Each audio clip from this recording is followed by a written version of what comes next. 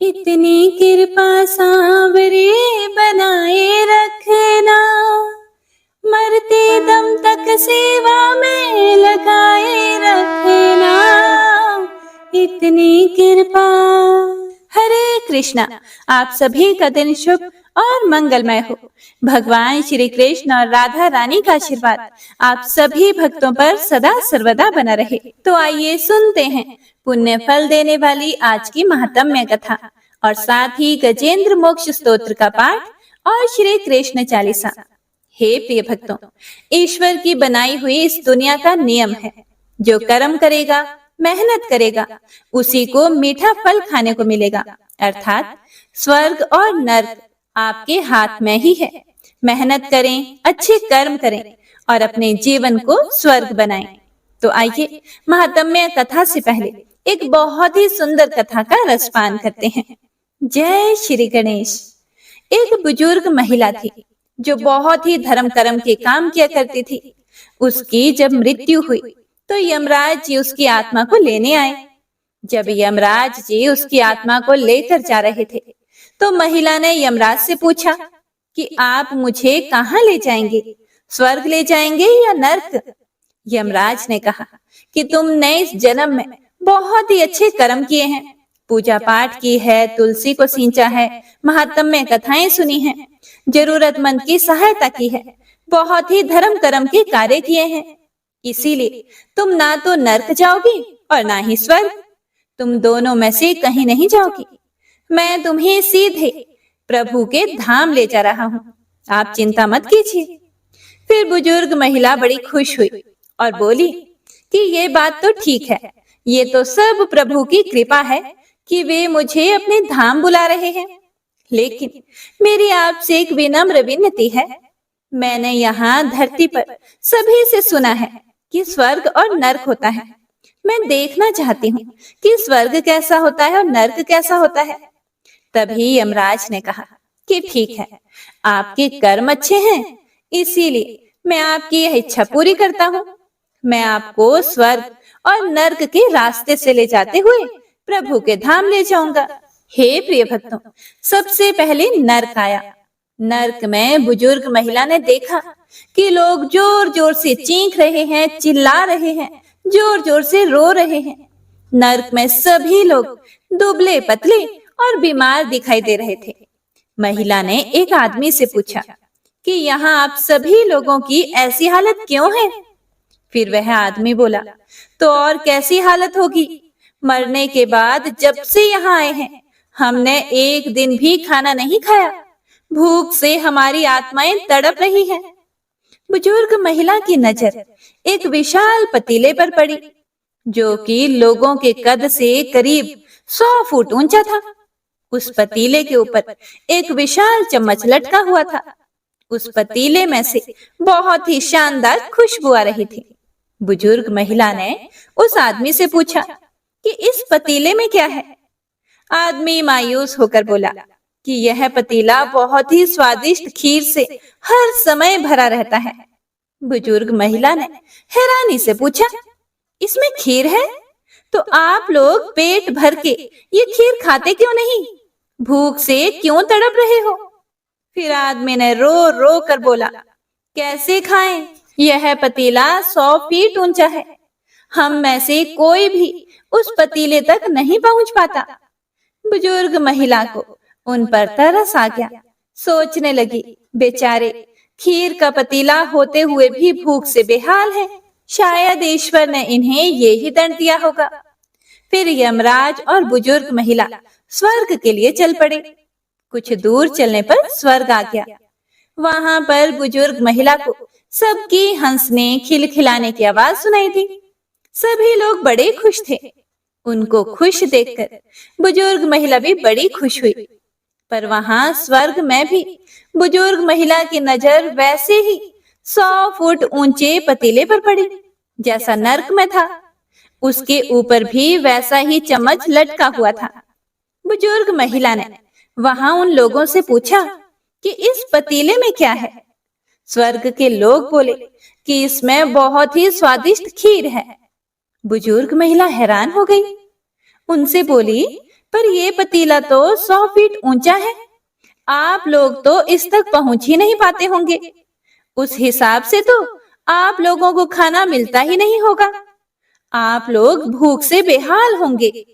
पर मुझे तो आप सभी इतने खुश लग रहे हैं, ऐसा कैसे? लोग बोले, हम तो सभी लोग इस पतीले में से पेट भर के खीर खाते हैं। फिर महिला बोली, पर कैसे? पतीला तो बहुत ऊंचा है। लोग बोले, तो क्या हो गया, पतीला ऊंचा है तो यहाँ पर कितने सारे पेड़ हैं। ईश्वर ने ये पेड़ पौधे, नदी, झरने हम मनुष्यों के उपयोग के लिए ही तो बनाए हैं। हमने इन पेड़ों की लकड़ी ली, उसको काटा, फिर लकड़ियों के टुकड़ों को जोड़ के एक विशाल सीढ़ी का निर्माण किया। उस लकड़ी की सीढ़ी के सहारे हम पतीले तक पहुंचते हैं और सभी मिलकर खीर का आनंद लेते हैं। बुजुर्ग महिला यमराज की तरफ देखने लगी। यमराज मुस्कुराए और बोले कि ईश्वर ने स्वर्ग और नर्क मनुष्यों के हाथों में ही सौंप रखा है। चाहे तो अपने लिए नर्क बना ले, चाहे तो अपने लिए स्वर्ग। ईश्वर ने सबको एक समान हालातों में डाला है। उसके लिए उसके सभी बच्चे एक समान हैं। वो किसी से भी भेदभाव नहीं करते। वहां नर्क में भी पेड़ पौधे सब थे, पर वो लोग खुद ही आलसी हैं। उन्हें खीर हाथ में चाहिए। वो कोई कर्म ही नहीं करना चाहते, कोई मेहनत नहीं करना चाहता, इसीलिए सभी भूख से बेहाल हैं।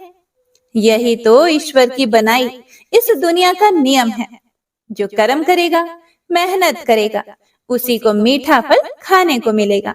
अर्थात स्वर्ग और नर्क हमारे हाथ में ही है। मेहनत करें, अच्छे कर्म करें और अपने जीवन को स्वर्ग बनाएं। हरे कृष्णा। उम्मीद करती हूँ आपको यह कहानी अच्छी लगी होगी।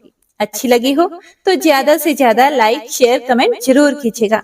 और अगर आपने अभी तक चैनल को सब्सक्राइब नहीं किया है तो कृपया अभी कर लीजिएगा। तो आइए अब सुनते हैं आज की महत्तम्य कथा में आगे का वृतांत। ओम नमो नारायणाय। हे प्रिय भक्तों, भगवान श्री नारायण कहते हैं, हे देवीशी नारद, अब श्री कृष्ण का कुछ और महात्म्य सुनो, जो विघ्न विनाशक, पापहारी, महान पुण्य प्रदान करने वाला तथा परम उत्तम है। एक दिन की बात है, सोने के सिंहासन पर बैठी हुई नंद पत्नी यशोदा भूख से पीड़ित हुए श्री कृष्ण को गोद में लेकर उन्हें स्तन पिला रही थी। उसी समय एक श्रेष्ठ ब्राह्मण शिष्य समूह से घिरे हुए वहां पर आए। वे ब्रह्म तेज से प्रकाशित हो रहे थे और शुद्ध स्फटिक की माला पर परब्रह्म का जप कर रहे थे। दंड और छत्र धारण किए, श्वेत वस्त्र पहने वे महर्षि अपनी धवल दंत पंक्तियों के कारण बड़ी ही शोभा पा रहे थे। हे नारद, वेद और वेदांगों के पारंगत तो वे थे ही, ज्योतिर्विद्या के मूर्तिमान स्वरूप भी थे। उन्होंने अपने मस्तक पर तपाए हुए स्वर्ण के समान पिंगल जटाभार धारण कर रखा था। उनका मुख शरद पूर्णिमा के चंद्रदेव की कांति को लज्जित कर रहा था। गोरे गोरे अंग और कमल जैसे नेत्र वाले वे योगी राज भगवान शंकर के शिष्य थे तथा गदाधारी श्री विष्णु के प्रति विशुद्ध भक्ति रखते थे। वे श्रीमान महर्षि प्रसन्नता पूर्वक शिष्यों को पढ़ाते थे। उनके एक हाथ में व्याख्या की मुद्रा सुस्पष्ट दिखाई देती थी। वे वेदों की अनेक प्रकार की व्याख्या लीला पूर्वक करते थे। उन्हें देखकर ऐसा जान पड़ता था कि मानो चारों वेदों का तेज मूर्तिमान हो गया हो। उनके कंठ में साक्षात सरस्वती का वास था। वे शास्त्रीय सिद्धांत के एकमात्र विशेषज्ञ थे और दिन रात श्री कृष्ण चरणार विंदों के ध्यान में तत्पर रहते थे। उन्हें जीवन मुक्त अवस्था प्राप्त थी। वे सिद्धों के स्वामी, सर्वज्ञ और सर्वदर्शी थे। उन्हें देखकर यशोदा जी खड़ी हो गई। उन्होंने मस्तक झुकाकर मुनि के चरणों में प्रणाम किया और उन्हें बैठने के लिए सोने का सिंहासन देकर आतिथ्य के लिए पाद्य, अर्घ, गौ तथा मधुपर्क निवेदन किया। मुस्कुराती हुई नंद रानी ने अपने बालक से मुनीन्द्र की वंदना करवाई। मुनि ने भी मन ही मन श्री हरि को 100 बार प्रणाम किए और प्रसन्नता पूर्वक वेद मंत्रों के अनुकूल आशीर्वाद दिया। यशोदा जी ने मुनि के शिष्यों को भी प्रणाम किया तथा भक्ति भाव से उन सब के लिए अलग अलग पाद्य आदि अर्पित किए। उन शिष्यों ने यशोदा जी को आशीर्वाद दिया। मुनि अपने शिष्यों के साथ पैर धोकर जब सिंहासन पर बैठे, तब सती साध्वी यशोदा बालक को गोद में लेकर भक्ति भाव से मस्तक झुकाकर दोनों हाथ जोड़कर मुनि के आगमन का कारण पूछने को तत्पर हुई। वे बोली, हे मुने, आप तो स्वात्माराम महर्षि हैं। आपसे कुशल मंगल पूछना यद्यपि उचित नहीं है, फिर भी इस समय मैं आपका कुशल समाचार पूछ रही हूँ। अबला बुद्धिहीना होती है, इसीलिए आप मेरे इस दोष को क्षमा कर देंगे। साधु पुरुष सदा ही मूढ़ मनुष्यों के दोषों को क्षमा करते रहते हैं। उसके बाद अंगीरा, अत्रि, मरीचि और गौतम आदि बहुत से ऋषि मुनियों के नाम लेकर यशोदा जी ने पूछा कि हे प्रभु, इन पुण्य श्लोक महात्माओं में से आप कौन हैं? कृपया मुझे बताइए। यद्यपि आपसे उत्तर पाने की योग्य तो मैं नहीं हूँ, फिर भी आप मुझे मेरी पूछी हुई बात बताइए। आप जैसे महात्मा पुरुष प्रसन्न मन से शिशु को आशीर्वाद देने योग्य हैं।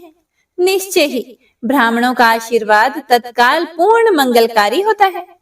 हे प्रिय भक्तों, ऐसा कहकर नंद रानी भक्ति भाव से मुनि के सामने खड़ी हो गई।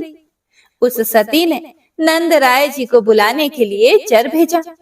यशोदा जी के पूर्वोक्त बातें सुनकर मुनिवर गर्ग हंसने लगे। उनके शिष्य समूह भी हास्य की छटा से 10 दिशाओं को प्रकाशित करते हुए जोर जोर से हंस पड़े। तब उन शुद्ध बुद्धि महामुनि गर्ग जी ने यथार्थ हित कर नीति युक्त और अत्यंत आनंददायक बात कही। गर्ग जी बोले, हे देवी, आपका यह समयोचित वचन अमृत के समान मधुर है। जिसका जिस कुल में जन्म होता है, उसका स्वभाव भी वैसा ही होता है। समस्त गोप रूपी कमल वनों के विकास के लिए गोपराज गिरिभानु सूर्य के समान है। उनकी पत्नी का नाम सती पद्मावती है, जो साक्षात पद्मा अर्थात लक्ष्मी के समान है। उन्हीं की कन्या तुम यशोदा हो, जो अपने यश की वृद्धि करने वाली हो। हे भद्रे, नंद और तुम जो कुछ भी हो वह मुझे सब ज्ञात है। यह बालक जिस भी प्रयोजन से भूतल पर अवतीर्ण हुआ है, वह सब मैं जानता हूँ। निर्जन स्थान में नंद के समीप मैं सब बातें बताऊंगा। मेरा नाम गर्ग है। मैं चिरकाल से यदुकुल का पुरोहित हूँ। वसुदेव जी ने मुझे यहाँ ऐसे कार्य के लिए भेजा है जिसे दूसरा कोई नहीं कर सकता। इसी बीच में गर्ग जी का आगमन सुनते ही नंद जी वहां पहुंचे। उन्होंने दंड की भांति पृथ्वी पर माथा टेक कर उन मुनीश्वर को प्रणाम किया और साथ ही उनके शिष्यों को भी मस्तक झुकाया। उन सब ने उन्हें आशीर्वाद दिए। इसके बाद गर्ग जी आसन से उठे और नंद यशोदा को साथ लेकर सुरमय अंतःपुर में गए। उस निर्जन स्थान में गर्ग, नंद और पुत्र सहित यशोदा इतने ही लोग रह गए थे। उस समय गर्ग जी ने यह गूढ़ बात कही। श्री गर्ग जी बोले, हे नंद, मैं तुम्हें मंगलकारी वचन सुनाता हूँ। वसुदेव जी ने जिस प्रयोजन से मुझे यहाँ भेजा है उसे सुनो। वसुदेव जी ने सूतिकागार में आकर अपना पुत्र तुम्हारे यहाँ रख दिया है और तुम्हारी कन्या वे मथुरा ले गए हैं। ऐसा उन्होंने कंस के भय से किया है। यह पुत्र वसुदेव का है और जो इससे ज्येष्ठ है वह भी उन्हीं का है। यह निश्चित बात है। इस बालक का अन्नप्राशन और नामकरण संस्कार करने के लिए वसुदेव जी ने गुप्त रूप से मुझे यहाँ भेजा है।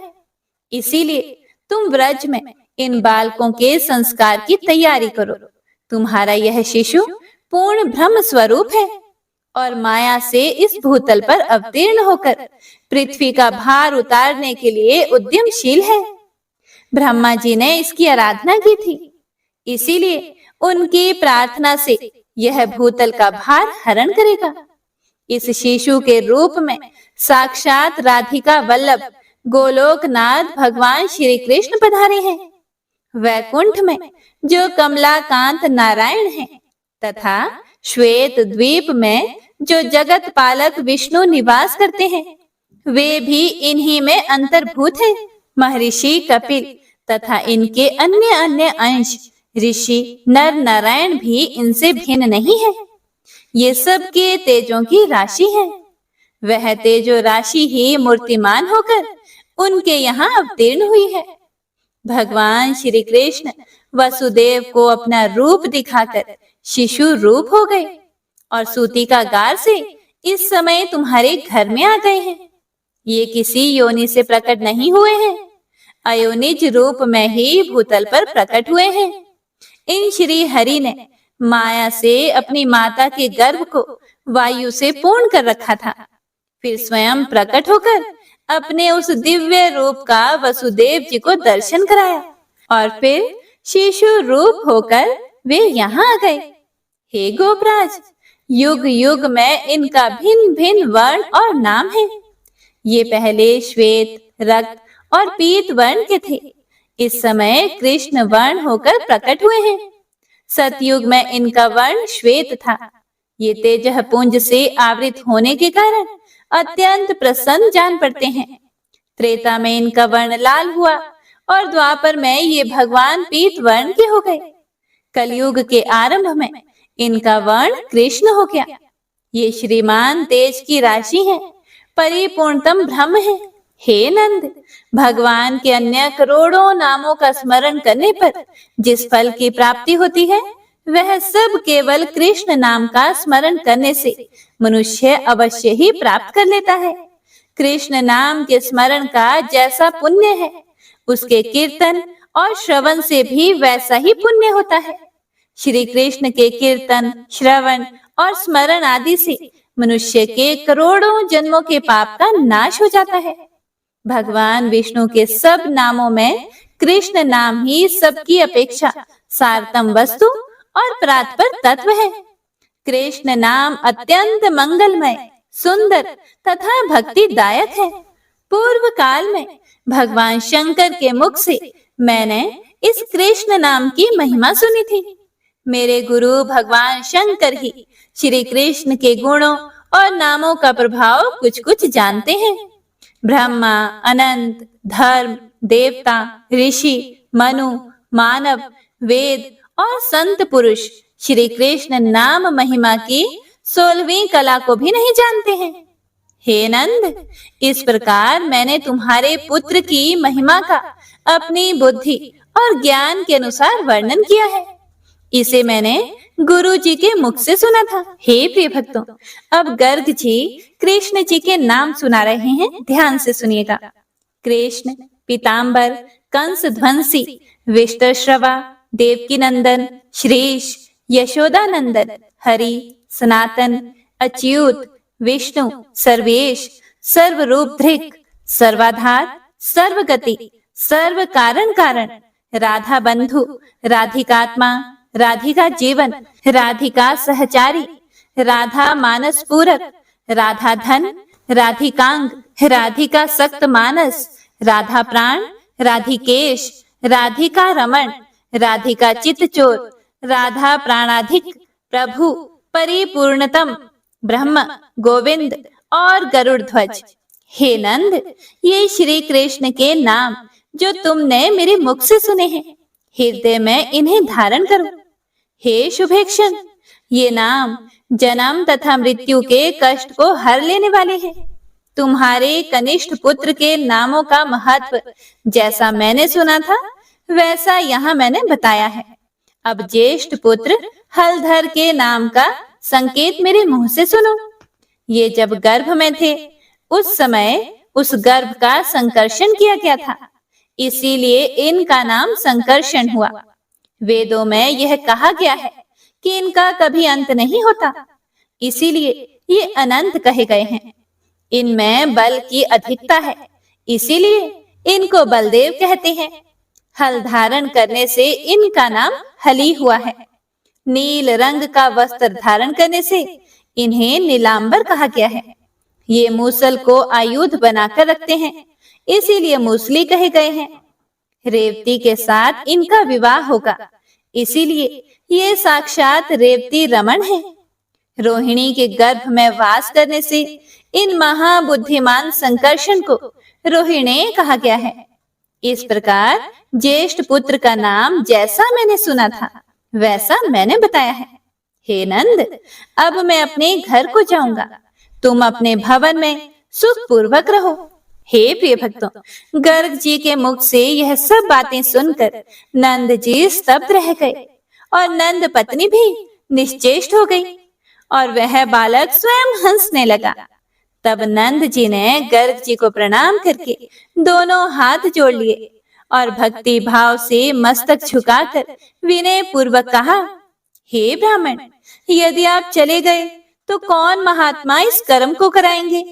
इसीलिए आप स्वयं ही शुभ दृष्टि करके इन बालकों का नामकरण और अन्नप्राशन संस्कार कराइए। राधा बंधु से लेकर राधा प्राणाधिक तक जो नाम समूह बताए गए हैं, उनमें जो राधा नाम आया है वह राधा कौन है और वह किसकी पुत्री है? हे प्रिय भक्तों, नंद की यह बात सुनकर मुनिवर गर्ग हंसने लगे और बोले, यह परम निगूढ़ तत्व और रहस्य की बात है जिसे मैं तुम्हें बताऊंगा। श्री गर्ग जी बोले, हे नंद, ध्यान से सुनो, मैं पुरातन इतिहास बता रहा हूँ। यह वृतांत पहले गोलोक में घटित हुआ था, उसे मैंने भगवान शंकर के मुख से सुना है। किसी समय गोलोक में श्री दामा का राधा के साथ लीला प्रेरित कलह हो गया। उस कलह के कारण श्री दामा के शाप से लीलावश गोपी राधा को गोकुल में आना पड़ा है। इस समय वे वृषभानु गोप की बेटी हैं और कलावती उनकी माता है। राधा श्री कृष्ण के अर्धांग से प्रकट हुई है और वे अपने स्वामी के अनुरूप ही परम सुंदरी सती हैं। ये राधा गोलोक वासिनी है, लेकिन इस समय श्री कृष्ण की आज्ञा से यहाँ अयोनि संभवा होकर प्रकट हुई है। ये ही देवी मूल प्रकृति ईश्वरी हैं। इन सती साध्वी राधा ने माया से माता के गर्भ को वायु पूर्ण करके वायु के निकलने के समय स्वयं शिशु विग्रह धारण कर लिया। ये साक्षात कृष्ण माया है और श्री कृष्ण के आदेश से पृथ्वी पर प्रकट हुई है। जैसे शुक्ल पक्ष में चंद्रमा की कला बढ़ती है, उसी प्रकार व्रज में राधा बढ़ रही है। श्री कृष्ण के तेज के आधे भाग से वे मूर्तिमती हुई हैं। एक ही मूर्ति दो रूपों में विभक्त हो गई है। इस भेद का निरूपण वेद में किया गया है। ये स्त्री हैं, वे पुरुष हैं, केवल वे ही स्त्री हैं और ये पुरुष हैं। इसका स्पष्टीकरण नहीं हो पाता। दो रूप हैं और दोनों ही स्वरूप, गुण एवं तेज की दृष्टि से समान है। पराक्रम, बुद्धि, ज्ञान और संपत्ति की दृष्टि से भी उनमें न्यूनता अथवा अधिकता नहीं है, किंतु वे गोलोक से यहाँ पहले आई हैं, इसीलिए श्री कृष्ण से अवस्था में कुछ अधिक हैं। श्री कृष्ण सदा राधा का ध्यान करते हैं और राधा भी अपने प्रियतम का निरंतर स्मरण करती है। राधा श्री कृष्ण के प्राणों से निर्मित हुई हैं और ये श्री कृष्ण राधा के प्राणों से मूर्तिमान हुए हैं। श्री राधा का अनुसरण करने के लिए ही इनका गोलोक में आगमन हुआ है। पूर्व काल में गोलोक में श्री हरि ने जो प्रतिज्ञा की थी, उसे सार्थक बनाने के लिए कंस के भय का बहाना लेकर इनका गोकुल में आगमन हुआ है। केवल प्रतिज्ञा का पालन करने के लिए ही ये व्रज में आए हैं। भय तो छलना मात्र है। जो भय के भी स्वामी हैं, उन्हें किससे भय हो सकता है भला? सामवेद में राधा शब्द की व्युत्पत्ति बताई गई है। पहले नारायण देव ने अपने नाभि कमल पर बैठे हुए ब्रह्मा जी को वह व्युत्पत्ति बताई थी। फिर ब्रह्मा जी ने ब्रह्मलोक में भगवान शंकर को उसका उपदेश दिया। हे नंद, उसके बाद पूर्व काल में कैलाश शिखर पर विराजमान महेश्वर ने मुझको वह व्युत्पत्ति बताई जो देवताओं के लिए भी दुर्लभ है। मैं उसका वर्णन करता हूँ।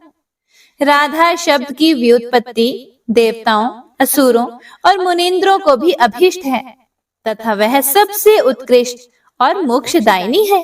राधा का रेप करोड़ों जन्मों के पाप तथा शुभाशुभ कर्म भोग से छुटकारा दिलाता है।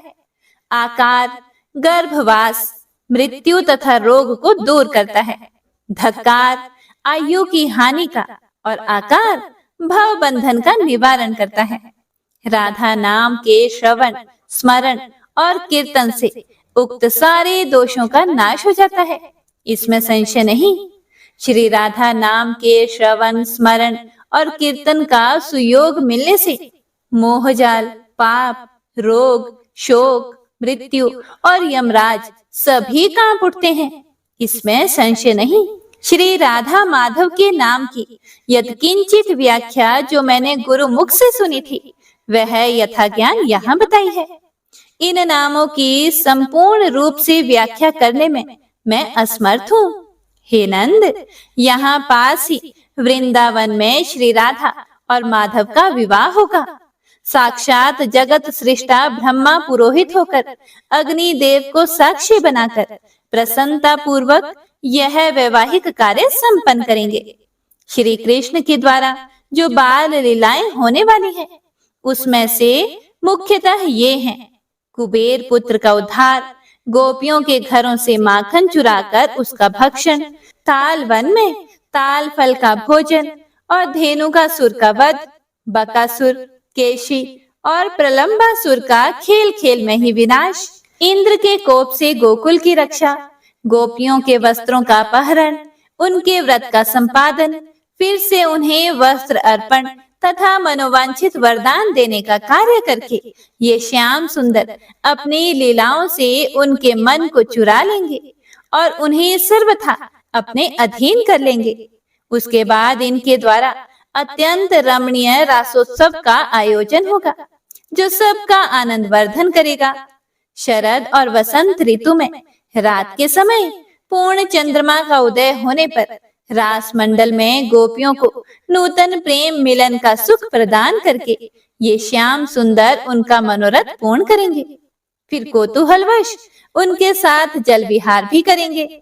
उसके बाद श्री दामा के शाप के कारण इनका गोप गोपियों तथा श्री राधा के साथ 100 वर्षों के लिए वियोग हो जाएगा। उस समय ये मथुरा चले जाएंगे और वहां इनका जाना गोपियों के लिए शोक वर्धक होगा। उस समय फिर से ये उनके पास आकर उन्हें समझा बुझाकर धैर्य बंधाएंगे और आध्यात्मिक ज्ञान प्रदान करेंगे। उस प्रबोधन और आध्यात्मिक ज्ञान के द्वारा ये रथ तथा सारथी अक्रूर की रक्षा करेंगे। फिर रथ पर आरूढ़ होकर पिता, भाई और व्रजवासियों के साथ यमुना जी को लांघकर व्रज से मथुरा को पधारेंगे। रास्ते में यमुना जी के जल के भीतर अक्रूर को अपने स्वरूप का दर्शन कराकर उन्हें ज्ञान देंगे और फिर सायंकाल मथुरा में पहुंचकर कौतूहलवश नगर में घूम घूम कर सबको दर्शन देंगे। माली, दर्जी और कुब्जा को भव बंधन से मुक्त करेंगे। शंकर जी के धनुष को तोड़कर यज्ञ भूमि का दर्शन करेंगे। फिर कुवलिया पीड़ हाथी और मलों का वध करने के बाद अपने सामने राजा कंस को देखेंगे और तत्काल उसका विध्वंस करके माता पिता को बंधन से छुड़ाएंगे। उसके बाद तुम सब गोपों को समझा बुझाकर लौटाएंगे। कंस के राज्य पर उग्रसेन का अभिषेक करेंगे। कंस के बंधु बांधवों को ज्ञानोपदेश देकर उनका शोक दूर करेंगे। इसके बाद अपने भाई का और अपना उपनयन संस्कार कराकर गुरु के मुख से विद्या ग्रहण करेंगे। गुरु जी को उनका मरा हुआ पुत्र लाकर देंगे और फिर उसके बाद घर लौट आएंगे। इसके बाद राजा जरासंध के सैनिकों को चकमा देकर दुरात्मा काल यवन का वध, द्वारकापुरी का निर्माण, मुचुकुंद का उद्धार तथा यादवों सहित द्वारकापुरी को प्रस्थान करेंगे। वहां कौतूहलवश स्त्री समूहों के साथ विवाह करके उनके साथ क्रीड़ा विहार करेंगे। उनका तथा उनके पुत्र पौत्रादि का सौभाग्य वर्धन करेंगे। मणि संबंधी मिथ्या कलंक का मार्जन, पांडवों की सहायता, भूभार हरण, धर्म पुत्र राजा युधिष्ठिर के राजसु यज्ञ का लीला पूर्वक संपादन, पारिजात का अपहरण, इंद्र के गर्व का गंजन, सत्यभामा के व्रत की पूर्ति, बाणासुर की भुजाओं का खंडन, शिव के सैनिकों का मर्दन, महादेव जी को जृंभणास्त्र से बांधना, बाण पुत्री उषा का अपहरण, अनिरुद्ध को बाणासुर के बंधन से छुटकारा दिलाना, वाराणसी पुरी का दहन, ब्राह्मण की दरिद्रता का दूरीकरण, एक ब्राह्मण के मरे हुए पुत्रों को लाकर उसे देना, दुष्टों का दमन आदि करना तथा तीर्थ यात्रा के प्रसंग से तुम ब्रजवासियों के साथ फिर से मिलना इत्यादि कार्य करके ये श्री कृष्ण श्री राधा के साथ फिर ब्रज में आएंगे। उसके बाद अपने नारायण अंश को द्वारिकापुरी में भेजकर ये जगदीश्वर गोलोकनाथ यहाँ राधा के साथ समस्त आवश्यक कार्य पूर्ण करेंगे तथा ब्रजवासियों और राधा को साथ लेकर शीघ्र ही गोलोक धाम में पधारेंगे। नारायण देव तुम्हें साथ लेकर वैकुंठ पधारेंगे। नर नारायण नामक जो 2 ऋषि हैं वे धर्म के घर को चले जाएंगे तथा श्वेत द्वीप निवासी विष्णु क्षीर सागर को पधारेंगे। हे नंद, इस प्रकार भविष्य में होने वाली लीलाओं का वर्णन मैंने तुमसे कर दिया। यह वेद का निश्चित मत है। अब इस समय जिस उद्देश्य से मेरा यहाँ आना हुआ है उसे बताता हूँ, ध्यान से सुनो। ओम नमो नारायणाय। हे प्रिय भक्तों, इसके बाद गर्ग जी ने जो कुछ भी नंद जी को बताया उसका वर्णन आप सभी अगले अध्याय में जरूर सुनिएगा। आइए अब गजेंद्र मोक्ष स्तोत्र का पाठ करते हैं। इस माह में गजेंद्र मोक्ष स्तोत्र पढ़ने मात्र से जहाँ हर तरह के ऋण कर्ज से मुक्ति मिलती है, वहीं 10 दिशाओं से शुभ फल दिलाने में भी सक्षम है। इस स्तोत्र का जाप करने से जीवन में किसी भी प्रकार की परेशानियों से मुक्ति मिलती है। श्रीमद् भगवत गीता के 3रे अध्याय में गजेंद्र स्तोत्र पढ़ने को मिलता है। इस स्तोत्र में हाथी और मगरमच्छ के साथ हुए युद्ध का वर्णन किया गया है और गजेंद्र जब युद्ध से हार जाता है तो भगवान श्री हरि विष्णु का ध्यान करके उनकी स्तुति करता है और उसकी स्तुति से प्रसन्न होकर भगवान श्री हरि विष्णु आते हैं और उसे मोक्ष प्रदान करते हैं। और हे प्रिय भक्तों, इस पाठ को करते समय अगर हम अपने मन में यह भावना रखें कि हे श्री हरि विष्णु, हे मेरे प्रभु, जिस प्रकार से आपने गजेंद्र को परेशानी से बाहर निकाला उसी प्रकार से हमें भी हमारी परेशानियों से बाहर निकालिए, तो यकीन मानिए निश्चित ही भगवान श्री हरि विष्णु हमारी मदद स्वयं करते हैं। तो आइए अब सच्चे मन से भगवान श्री हरि विष्णु का ध्यान करके इस परम कल्याणकारी स्तोत्र का पाठ करते हैं। जय श्री हरि विष्णु। शुक जी ने कहा कि बुद्धि के अनुसार पिछले अध्याय में वर्णन किए गए रीति से अपने मन को नियंत्रित करके और हृदय को स्थिर करके गजेंद्र अपने पिछले जन्म में याद किए गए सर्वोच्च कार्य और बार बार जप किए जाने वाले स्तोत्र का जाप करने लगा। गजेंद्र ने मन ही मन श्री हरि को ध्यान करते हुए कहा, जिनके प्रवेश करने से शरीर और मन चेतन की तरह व्यवहार करने लगते हैं, ओम द्वारा लक्षित और पूरे शरीर में प्रकृति और पुरुष के रूप में प्रवेश करने वाले उस सर्वशक्तिमान देवता का मैं मन ही मन स्मरण करता हूँ, जिनके सहारे ये पूरा संसार टिका हुआ है, जिनसे ये संसार अवतरित हुआ है और जिन्होंने प्रकृति की रचना की है और जो खुद उसके रूप में प्रकट हैं, लेकिन इसके बावजूद भी वो इस पूरी दुनिया से सर्वोपरि और श्रेष्ठ हैं।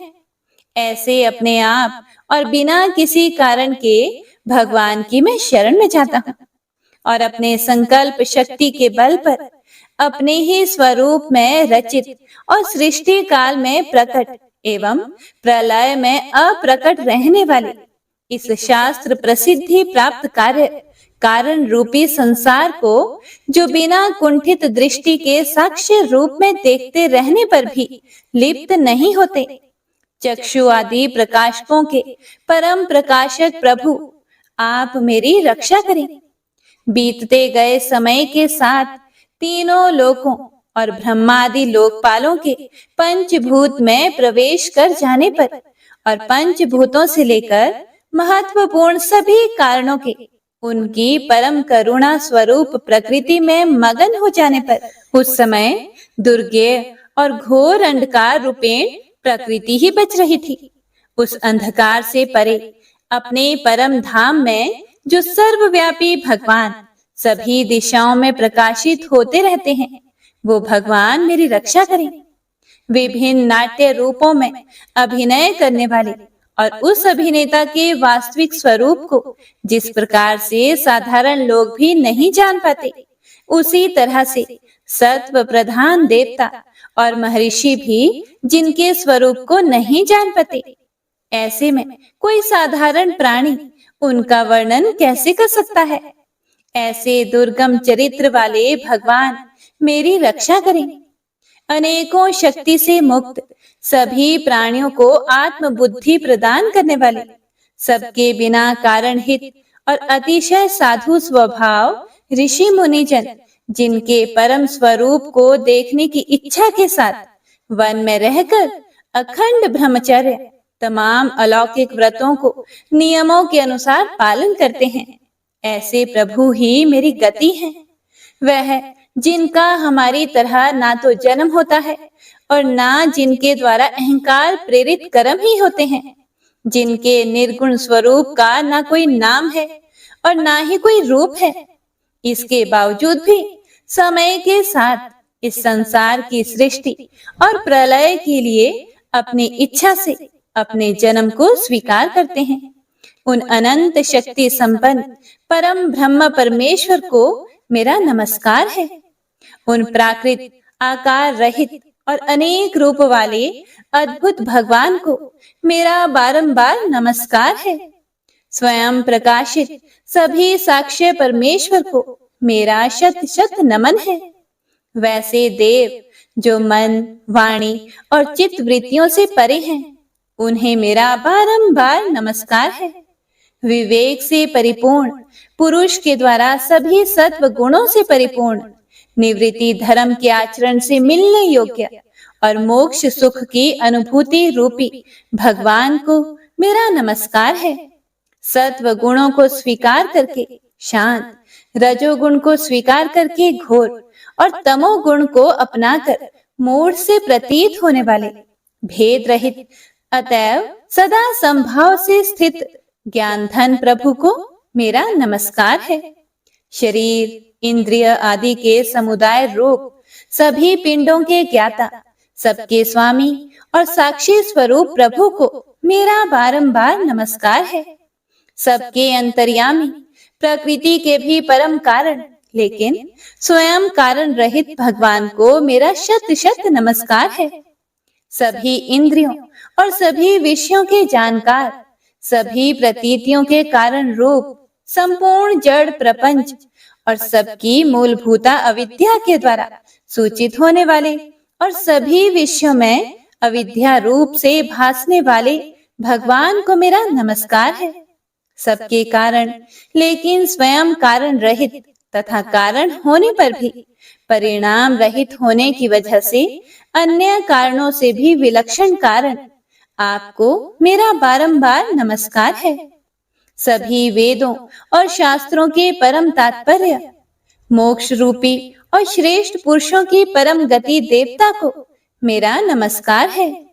वह जो त्रिगुण रूपों में छिपी हुई ज्ञान रूपी अग्नि है, वैसे गुणों में हलचल होने पर जिनके मन में संसार को रचने की वृत्ति उत्पन्न हो उठती हो और जो आत्मा तत्व की भावना के द्वारा विधि निषेध रूप शास्त्र से भी ऊपर उठे हों, जो महाज्ञानी महात्माओं में स्वयं प्रकाशित हो रहे हैं, ऐसे भगवान को मेरा नमस्कार है। मेरे जैसे शरणागत पशु के समान जीवों की अविद्या रूप फांसी को पूर्ण रूप से काट देने वाले परम दयालु और दया करने में कभी भी आलस्य नहीं करने वाले भगवान को मेरा नमस्कार है। अपने अंश से सभी जीवों के मन में अंतर्यामी रूप से प्रकट होने वाले सर्वनियंता अनंत परमात्मा आपको मेरा नमस्कार है। जो शरीर, पुत्र, मित्र, घर और संपत्ति सहित कुटुंबियों में अशक्त लोगों के द्वारा कठिनाई से मिलते हों और मुक्त पुरुषों के द्वारा अपने हृदय में निरंतर चिंतित ज्ञान स्वरूप सर्व समर्थ परमेश्वर को मेरा नमस्कार है। वह जिन्हें धर्म, अभिलाषित भोग, धन और मोक्ष की कामना से मनन करके लोग अपनी मनचाही इच्छा पूर्ण कर लेते हैं, अपितु जिन्हें विभिन्न प्रकार के अयाचित भोग और अविनाशी पार्षद शरीर भी देते हैं, वैसे अत्यंत दयालु प्रभु मुझे इस प्रकार की विपदा से हमेशा के लिए बाहर निकालें। वह जिनके एक से अधिक भक्त हैं, जो मुख्य रूप से एकमात्र उसी भगवान की शरण में हैं, जो धर्म, अर्थ आदि किसी भी पदार्थ को नहीं चाहते, अपितु जो केवल उन्हीं के परम मंगलमय एवं अत्यंत विलक्षण चरित्र का गुणगान करते हुए उनके आनंदमय समुद्र में गोते लगाते रहते हैं। उन अविनाशी, सर्वव्यापी, सर्वमान्य ब्रह्मादि के भी नियामक, अभक्तों के लिए भी हमेशा प्रकट होने वाले, भक्ति योग द्वारा प्राप्त अत्यंत निकट होने पर भी माया के कारण अत्यंत दूर महसूस होने वाले, इंद्रियों के द्वारा अगम्य और अत्यंत दुर्विज्ञ, अंत रहित, लेकिन सभी के आदि कारक और सभी तरफ से परिपूर्ण उन प्रभु की मैं स्तुति करता हूँ। वो जो ब्रह्मा सहित सभी देवता, चारों वेद तथा समस्त चराचर जीव नाम और आकृति भेद से जिनके अत्यंत क्षुद्र अंशों से रचे गए हैं, जिस तरह से जलती हुई अग्नि की लपटें और सूरज की किरणें बार बार निकलती हैं और फिर से अपने कारण में ही लीन हो जाती है, उसी प्रकार बुद्धि, मन, इंद्रियां और नाना योनियों के शरीर, जिन सभी गुणों से प्राप्त शरीर जो स्वयं प्रकाश परमात्मा से प्रकट होता है और फिर से उन्हीं में लीन हो जाता है, वह प्रभु जो ना तो देवता है, ना असुर, ना मनुष्य है और ना ही मनुष्य से नीचे किसी अन्य योनि के प्राणी, ना ही वो स्त्री हैं और ना ही पुरुष, ना ही नपुंसक और ना ही वो कोई ऐसे जीव हैं जिनका इन तीनों ही श्रेणी में समावेश है। वो ना तो गुण है, ना कर्म, वो ना ही कार्य है और ना ही कारण।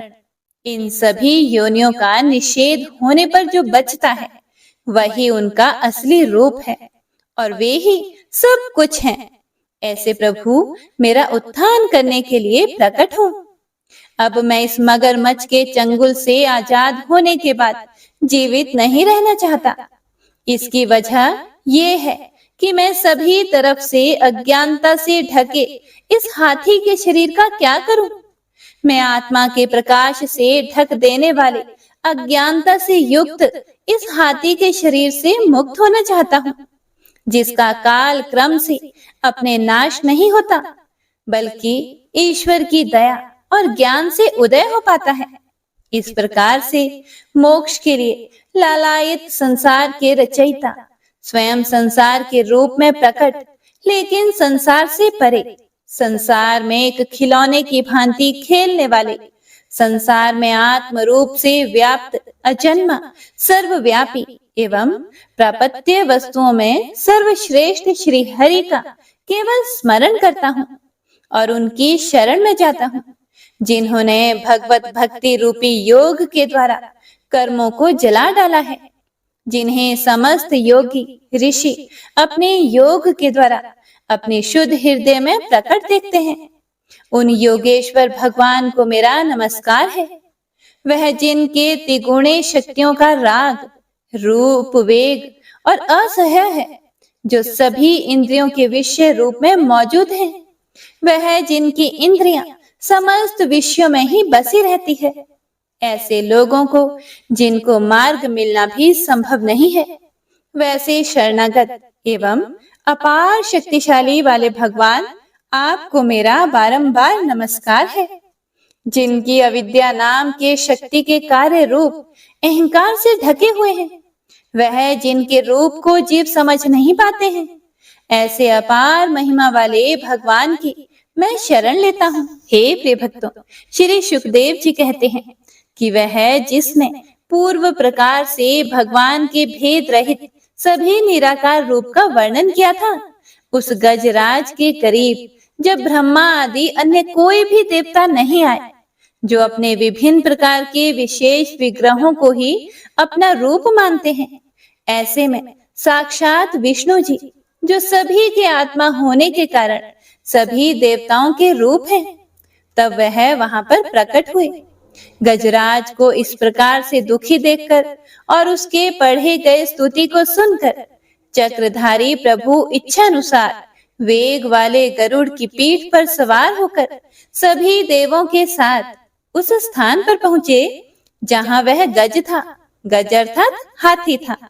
सरोवर के अंदर महाबलशाली मगरमच्छ द्वारा जकड़े और दुखी उस हाथी ने आसमान में गरुड़ की पीठ पर बैठे और हाथों में चक्र लिए भगवान श्री हरि विष्णु को आते हुए जब देखा, तो वह अपनी सूंड में पहले से ही उनकी पूजा के लिए रखे कमल के फूल को श्री हरि पर बरसाते हुए कहने लगा, सर्व पूज्य भगवान श्री हरि नारायण, आपको मेरा प्रणाम है।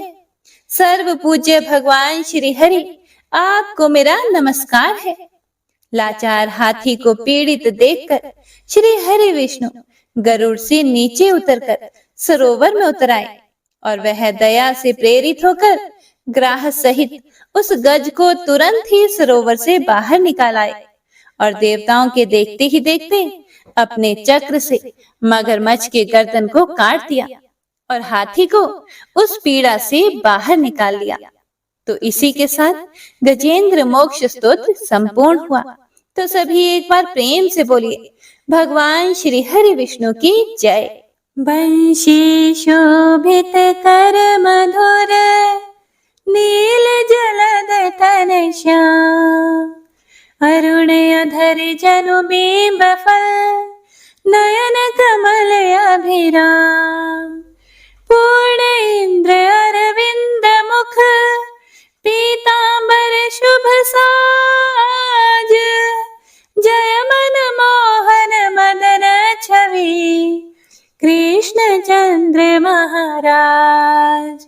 जय यदुनंदन जय जगवंदन, जय वसुदेव देवकी नंदन, जय यशोदासुत नंद दुलारे, जय प्रभु भक्तन के दृग तारे, जय नट नागर नागन थैया कृष्ण कन्हैया धेनु चरैया, पुनि नख पर प्रभु गिरिवर धारो, आओ दीनन कष्ट निवारो, वंशी मधुरे अधर धर तेरे, होवे पूर्ण मनोरथ मेरी, आओ हरि पुनि माखन चाखो, आज लाज भारत की राखो, गोल कपोल चिबुक करुणारे, मृदु मुस्कान मोहिनी डारे, रंजित राजीव नयन विशाला, मोर मुकुट वैजंती माला, कुंडल श्रवण पीत पटाछे, कटिकी गणिका छन काछे, नील जलज सुंदर तनु सोहे, छवि लख सुर नर मुनि मन मोहे, मस्तक तिलक अलक घुंघराले, आओ कृष्ण बांसुरी वाले, करि पय पान पूत नहीं तार्यो, अका बका का सुर मार्यो, मधुवन जलत अग्नि जब ज्वाला, भय शीतल लखित नंद लाला, सुरपति जब ब्रज चढ़े और साई, मोसर धार वारी वर्षाई, लगत लगत ब्रज चहन बहायो, गोवर्धन नख धारी बचायो, लखिय सुदामन ब्रह्माधिकाई, मुख मह 14 भुवन दिखाई, दुष्ट कंस अति उधम मचायो, कोटि कमल जब फूल मंगायो, नाथी काली यही तब तुम लीन है, चरण चिन्ह दई निर्भय कीन है। करि गोपिन संग रास विलासा, सबकी पूर्ण करी अभिलाषा। केतिक महासुर संहार्यो, कंस ही केस पकड़ी दई मार्यो। मात पिता की बंदी छुड़ाई, उग्रसेन कहा राज दिलाई। मही से मृतक छहो सुत लायो, मातु देव की शोक मिटायो। भौमासुर मुर दैत्य सहारी, लाए शत दश सहस कुमारी। दई भिन ही तृण चीर सहारा, जरा सिंधु राक्षस कह मारा। असुर बकासुर आदिक मार्यो, भक्तन के तब कष्ट निवार्यो। दीन सुदामा के दुख टार्यो, तंदुल 3 मूठ मुख डार्यो। प्रेम के साग विदुर घर मांगे, दुर्योधन के मेवा त्यागे। लखी प्रेम की महिमा भारी, ऐसे श्याम दीन हितकारी। भारत के पारथ रथ हाके, लिए चक्र करे नहीं बलता के। निज गीता के ज्ञान सुनाए, भक्तन हृदय सुधा वर्षाए। मीरा थी ऐसी मतवाली, विष पी गई बजा कर ताली। राणा भेजा सांप पिटारी, शालिग्राम बने बनवारी। निज माया तुम विधि दिखायो, उरते संश सकल मिटायो। तब शत निंदा कर तत्काला, जीवन मुक्त भयो शिशुपाला।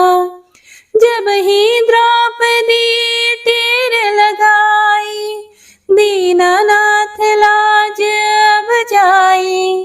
तुरत ही वसन बने नंदलाला, बढ़े चीर भई अरि मोह काला। असनाथ के नाथ कन्हैया, डूबत भंवर बचावत नैया। सुंदर दास आसुर धारी, दया दृष्टि कीजे बनवारी। नाथ सकल मम कुमति निवारो, क्षमहु बेगी अपराध हमारो। खोलो पट अब दर्शन दीजिए, बोलो कृष्ण कन्हैया की जय। बोलो कृष्ण कन्हैया की जय। बोलो कृष्ण कन्हैया की जय। यह चालीसा कृष्ण का पाठ करे उरधारी, अष्ट सिद्धि नवनिधि फल, लहे पदारथ चारी। जय श्री कृष्ण।